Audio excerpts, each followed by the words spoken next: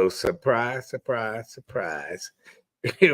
Detroit in black and white, I'm Adolph Mongo. And yes, it's a Thursday. We're here at Ramsey here in lovely Trenton. Jim, you got me coming down here. You know that. It's where the prisoners get their meals from. And sometimes they commit crime just so they can get a good solid Ramsey's meal. I want to thank Johnny and Mia for letting us come here. And we're going to be doing a show during the week, periodically, and glad to be here. Everybody knows Jim Nardoni. He used to be a police chief here in Trenton, They ran you out of here, right? Oh, they did. They couldn't wait for me to leave. I'm really happy to be here today. I'm really excited about this. And we got a young guy. You was old trying to be relevant like me, But here we are, and I want you to introduce our first guest, and let's go. We a murder mystery. It's a murder mystery. I said a Mongo murder mystery. I can't. That's a mouthful, right? Okay, go ahead. So who we have today is Chief Mike Hawkins. He's been chief about a year in Trenton. A graduate of Siena Heights. He's working at about 25 years of law enforcement. 23 That's Adrian, Michigan, right? Yep. Okay. Did you like Adrian? I did. I loved it out there. Yeah, it was great. Okay, good. Okay. Started down in Gibraltar, spent a year there, came back to his hometown of Trenton. Okay, and good. He's been here ever since. And just like me, they couldn't get rid of him. So. let me ask you before we get into it, why did you want to be a police officer? Well, it's a strange story, honestly. I graduated from high school in 95 here in Trenton, and I went to go into education. I was going to be a teacher. I wanted to be a history teacher. And I went to my first class, and they said, well, if Johnny's misbehaving, I want you to put an M next to the seating chart. I said, okay. They said, well, if Johnny's misbehaving again, I want you to put an M plus. I said, well, I raised my hand. I said, well, why don't you just tell him to knock it off? They said, oh, we don't do that. So I said, it's time to pack my stuff. I went to my counselor and I said, yeah, this isn't for me. I said, I need to find something else. She said, what do you want to do? I said, well, maybe I can be a cop. And that's where it started right there. So. Oh, good. Was this your first? So I graduated from Wayne County Regional Police Academy in 1999. Okay. And I started in Gibraltar, which is a town just south. I was there for a year and a half, got hired in 2000. And then I came here to Trenton and started on Halloween of 2001. Okay, good. Go ahead and discuss what this mystery is all about. So when you're a police officer, there's a case or two when you retire from policing that stays with you. So this is the case. Mike's going to talk about a case that stayed with me after I retired. In fact, I asked him about it, and he told me that he had just reopened the case, to my surprise. Right? Isn't that what happened? Yep, absolutely. And this is a case that, the Detroit River is about 24 nautical miles long, right? It starts up at Lake St. Clair and it empties right down here in Gibraltar into Lake Erie. When you come through Trenton, there's a little place just south of McLeod Steel. It was called the Black Lagoon. That's where all the oil and all the sludge and everything gathered up for 50, 60, 70 years. It was called Black Lagoon. In the early 2000s, they cleaned it up. Well, it's just like a lagoon. Things kind of go over. They kind of gravitate to that little area. And a nice warm September evening in 2011, almost 13 years ago, a young lady's body was recovered over there, naked, black lady. And she came from somewhere we think upriver. Of course, they call us downriver. So she came somewhere upriver. Could have been anywhere. My guess is from anywhere from up in the points all the way through. There's 4 or 5 cities down there before you open up. They could have dumped her in Detroit River, Belle Isle. Yeah, Belle Isle. It could have been Belle Isle, but the Black Lagoon is no longer. It's the Meyer Elias or the Elias. It's the Elias, whatever they call it. It's just a lagoon there, named after a famous family here in Trenton. So she was unidentified. She was unidentified when I retired in 2017, she was still unidentified. And this happened in 2011, September. So when did you decide to take on this case? It's been a long time. It was a long time. And I was employed at the time. I wasn't working that day. And it was one of those cases that sits with you and you think, could we have done more? Could we have done more as a department? Could we have done more investigating? And as things, technology increases, is there something we can do now? So when I took over our detective bureau in 2022, that was one of my main tasks. What I did was I printed out her picture that we had taken there and put unidentified and put some information up, and it was on my board. So every day that I came in, I thought about that case. So on November 30th, I officially reopened the case of 2022. Reached out to numerous people to double check fingerprints, DNA, anything like that. First thing I did was I re-interviewed our initial detective who handled the case and tried to begin following up on tips at this time, which are 11, 12 years old, but we still followed them up. And more importantly, there was a lady by the name of Lori Brewski, who was a part of NAMUS, which is the Unidentified and Missing Persons database. She put me in contact with some excellent resources as we went forward. I worked with the state police, but it really took off when we partnered with Leslie Larson, special agent for the FBI, and her analysts, and we've worked together in identifying this person. Because what we had, it's an apparent homicide, and it was. But the first step, we had two things. Number one, we have to identify this person. And when I left, she was not identified. So What is her name? So her name is Tannisha Marie Edison. She was born August 9th of 1975. So we were able to identify her in about March of 23. So about four and a half months after we reopened the case with advancements in technology, we were able to positively identify her. 12 years. Yeah. And then, so from that point, what we had to do was break out and find everything we could about her. So I spoke to Detroit, spoke to all agencies, and we've been compiling police reports. We've been compiling medical records and working with Agent Larson, the FBI, and then just pounding on doors on relatives. Did anybody miss her?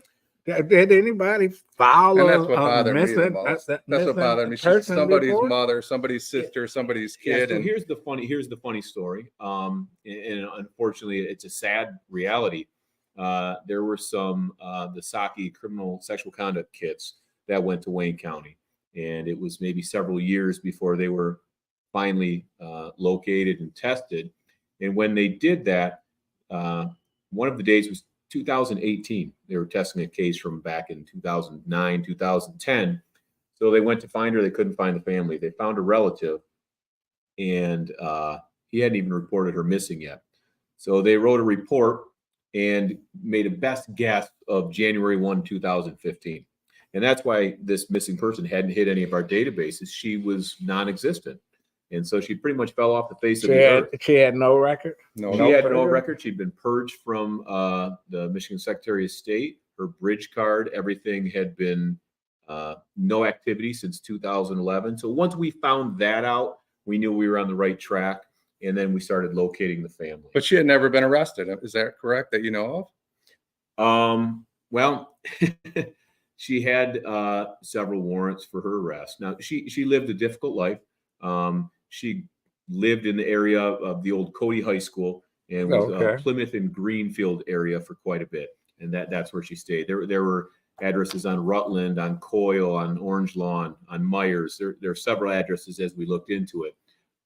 She'd never had her fingerprints, and she'd never been put in the SNAP database for arrest. So she had never been fingerprinted and booked. Had she been arrested with an appearance ticket? Absolutely. She had several warrants that we found in 2018, but they've been was she a sex worker? She was. So she was a sex worker, and by all our investigation, I think she worked for herself at this point. But that was her trade, and there were narcotics and sex work in that area. Did she have some problems with the family? You know, even when you fall out with the family, you disappear. Somebody's gonna call and say, you know what, she's missing. Did she have any children?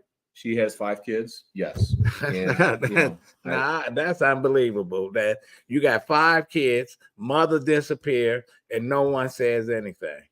And I think it goes into the aspect of the family is fairly split. The mother, her actual mother, lived about the same life as her and probably introduced her to this life. She had a sister she was very close with that we've talked to. Then she had other family that was taken away and they've split up. So there's different factions of the family. And then she gravitated to one of her kids, the dad's family, which kind of raised her and took care of her. I just, you know what, as a former newspaper reporter, and I covered police, etc. I don't care how bad it is. You know, somebody's gonna call and say, you know what, so and so is missing. She got 5 kids, etc. It's like That's what bothered me. That's what bothered me the most. I thought it was more important to find out who she was than to find her killer at that time. It felt like it was the most important thing to me. And you found this out in a relatively short time after you took fresh eyes, you know, fresh, more aggressive approach, and you found her very quickly. So about 4.5 months. Yeah. And, you know, and that's the sad part. Yeah, really. I mean, it was finally reported in 2018 after the sexual assault kit task force reached out to a family member to say where she is. And we have probably 4 or 5 kits that died with them saying, well, we heard she's dead, case closed. So 7 years before a family member reported her as missing is what was a claim they attempted to report her missing, but you know, I can't put it on. We can't confirm that, but it is suspicious that nobody would come and report her missing. Although with the investigation we've been doing with family members, it wasn't uncommon for her to go for a month at a time and not come back, but she always returned. As a matter of fact, I talked to one of her sons probably 2 weeks ago, and he knew in 2012 that something bad had happened. Because no matter what happened, she never missed his birthday. And I remember him saying, when she missed my birthday, the rumors that I had heard are true. Okay, we're going to take a break, and we're going to come back and continue this murder mystery.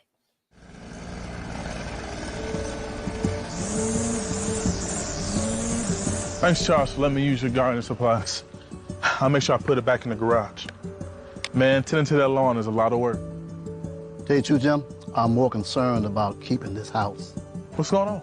Well, you know, Sarah lost her job 2 months ago, right? Yeah. Since we lost that income, the bills have been piling up, and we're so far behind. I don't want to lose the house because of back taxes. I don't know what to do. I understand. The same thing happened to my sister and her husband when he lost his job. Do you know that the Wayne County Treasurer has plans and programs to help people stay in their homes? No, I didn't. Tell me about it.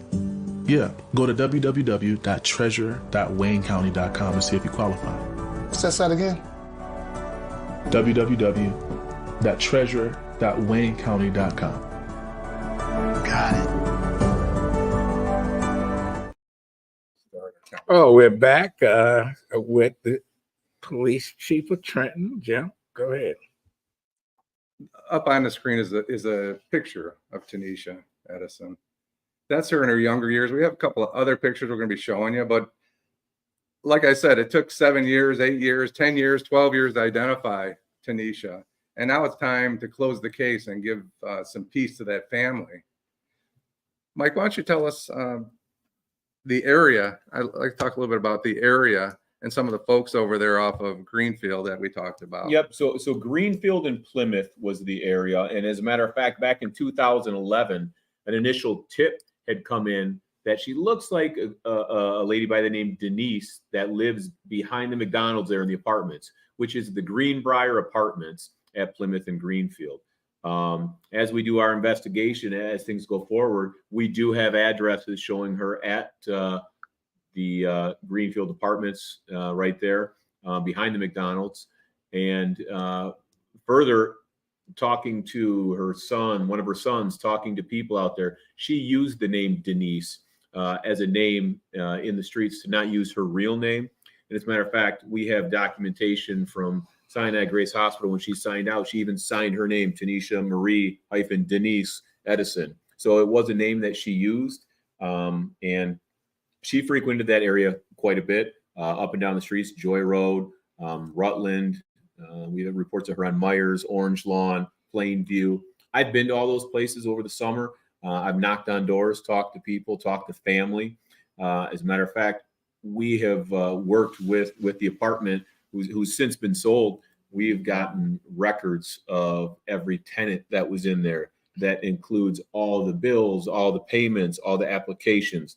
We're going through every time she's used an address of the Greenbrier Apartments and the apartment. We're reaching out to those people to try and get more information, to know everything we can about Denise. So this case is active right now. And if you're out there and you're familiar, you lived over by that McDonald's, the Greenbrier, maybe it's time for you to give the Trenton Police Department a call. What about Crime Stoppers? Can they get involved in this? Because So- people, $1,000 or $2,000 to get people to talk. Yeah, so we subscribe to Crime Stoppers here in Trenton, so it is a resource that we can use. And I guess back in 2011, Sean Lay from WDIV did a quick story on this. The problem was back then we didn't use a photo of the suspect, even cropped. And I'm not going to go into the manner of what happened, but it was a homicide, and it appears it was somebody close. It was a crime of passion. We used a sketch to try and identify her. And even when I went to the family and showed them the sketch, yeah, it kind of looks like her, until I showed her the real photo. It showed them the real photo. Then they knew. So the problem was, historically, we were using a photo that maybe didn't accurately depict Tannisha, but now, through family, through resources, I've been given photos, and with Crime Stoppers or anyone, if they can share any information with us, that would be outstanding. What is her children saying about all this? I take it they were young. So Teenagers, yeah. There were 2 teenagers. There were some young, and there was one that was probably 1 or 2 years old that did not live with her. Now the kids did not necessarily live with her per se. They lived with a family member, of course, and she would come and go, and they were aware of people in her life, and we've had conversation.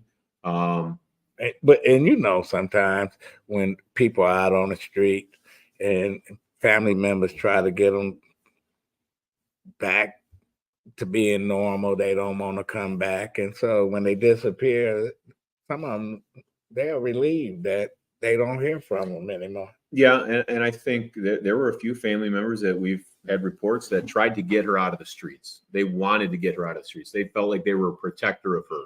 But there are still people that we have to interview, and still people that we have to talk to.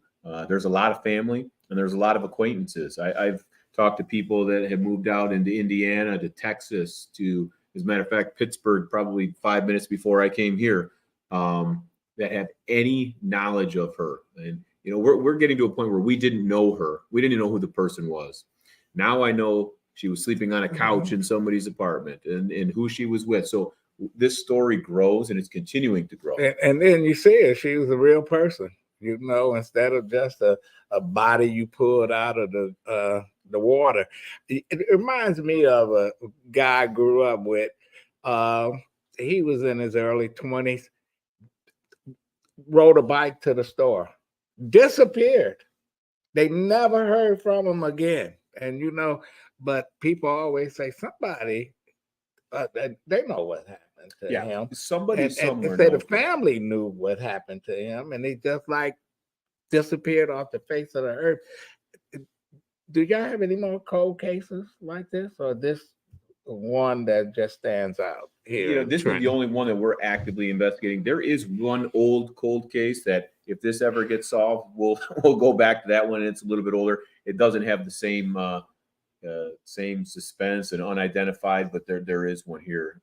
Genoa? Yes, yep. That's an old case from the 70s. But this one is now, it's relevant, and I truly believe that there are people, even people in the family, that know exactly what happened to her. And what we're trying to do is get people to come forward that know what happened and want to do what's right. Some people in the family are extremely upset about this. There's other in the family that may have made the statements, let it go, she's dead. So there's 2. So is her factors mother here. still alive? The mother is still alive, yes. And her children, or most of them, are still here? Yes. And now there's children that were probably 8, 9, 10 years old when she went missing. They barely remember. Right. We've spoken to them, and there's others that consider themselves best friends. How about And- brothers and sisters? Does she have sisters? Yes, she does. She has a sister that was extremely close to her, reportedly. There's some discrepancies in her statements in 2018 when she went missing to what she says now. She's offered to even take a lie detector test for Do you us. think her sister would want? Were they close in age? Yes, her and they her were close. sister? with about a year apart. Yeah, And they were friends. They were they close. were friends, and they kind of ran in the same circles, and they did the same things, and they know. It's tough to say, wow, her boyfriend was really controlling on her, and she left with her boyfriend. She had a kid with it, but you don't know his name. I mean, you can't tell me you were that close, and you don't know his name. I do think there's a little bit of fear, first off, because there were a lot of drugs involved. There was sex trafficking, or at least sex work going on, I should say. So a lot of people are hesitant to talk about the past. It would seem that area, Greenfield, that Finkel Greenfield area, there was a lot of drug activity through the years there. It looked like somebody just murdered her and then said, let's drive her downtown to the river and throw in a, Well, that's not a one-man job, I don't think. No, it's not. They And we've got- had family yeah. members that have told us her body was burned up in a house.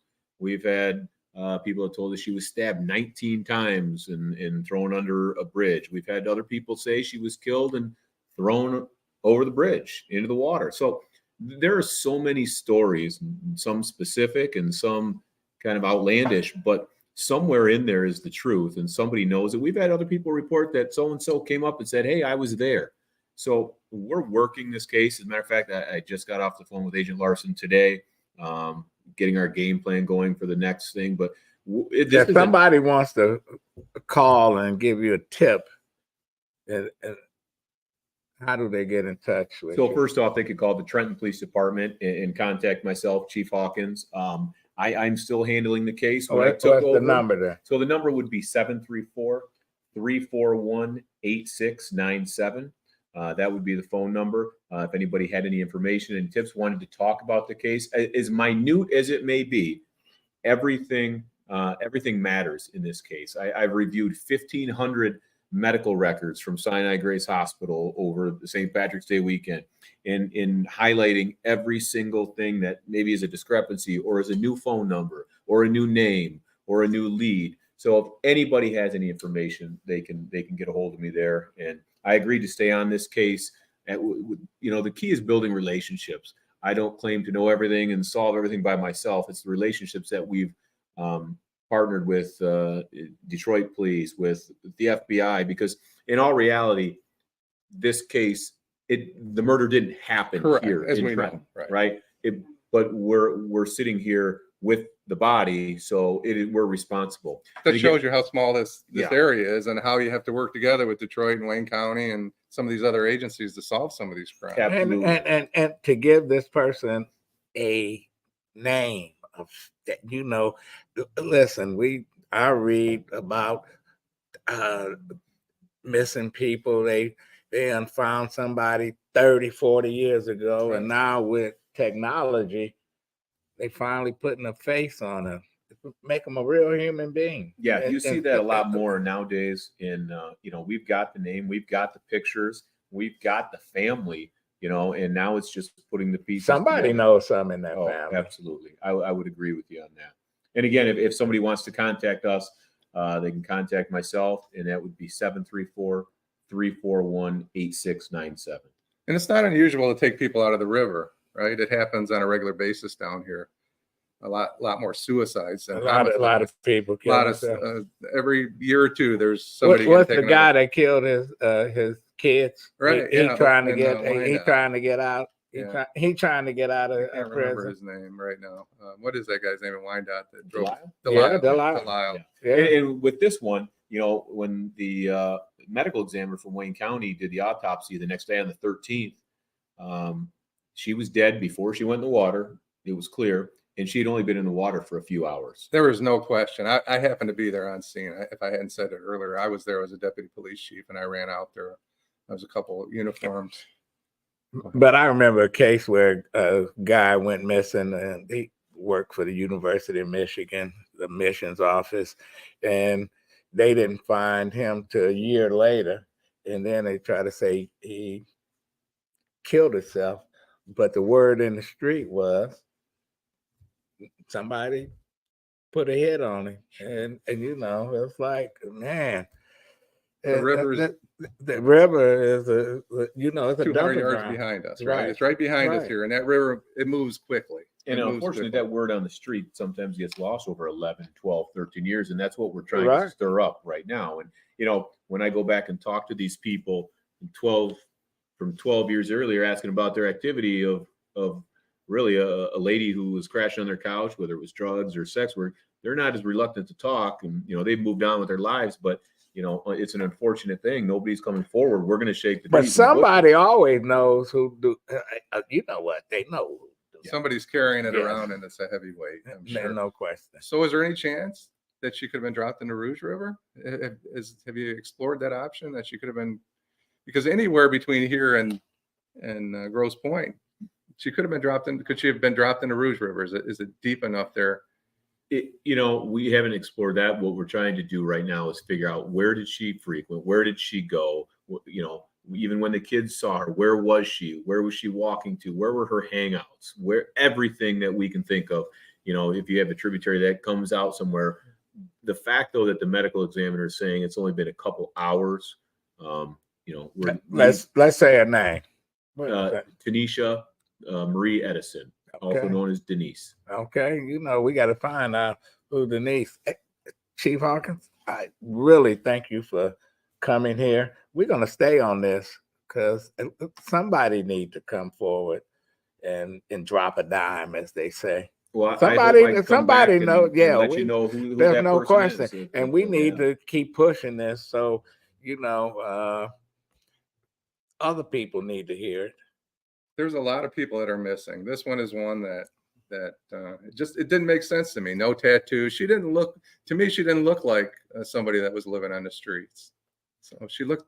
Yeah, and I think originally our detectives thought, could she have come on a freight or a boat? Was she even? What's the nationality? I mean, we explored immigration, we explored over Canada, every single possible outcome, and we're on the right track now. As a matter of fact, we are gaining speed, and we are going to solve this case. See, listen, they seem like they was having a great time. You know, It's like a happy family. There's Happy no question. people. They're all. There's no question That's- about it. And you know, sometimes when people say, "Oh, she was doing this or doing that," don't make it right. Tanisha's third from the left, correct? Yes, she is. Yes. You know, and her kids, they want to know, and I've talked to Oh, a few good. of them, and they want to know what happened. Maybe we can get some of the kids to Sure. come on here and talk about their mom, and you know, somebody's gonna say something.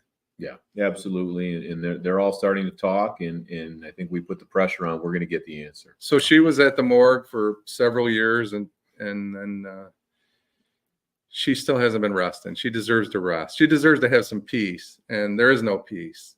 She's only gone, right? Yep, absolutely. And there's never been a ceremony. There's never been anything. God, It just disappeared off the face of the earth like she never existed. well, Her family should be able to celebrate her life someday. no And get question. together, and she should rest in peace. And she can't rest in peace until these people are brought to justice. Chief Hawkins, thank you very much. Well, thank you. This is Adolph Mongo, Detroit Black and White. We here at Ramsey's. We want to thank Johnny and Mia for being here. Jim, Sure. Teresa. We'll be back next week with a special show. Downriver got me coming here, man. So do I.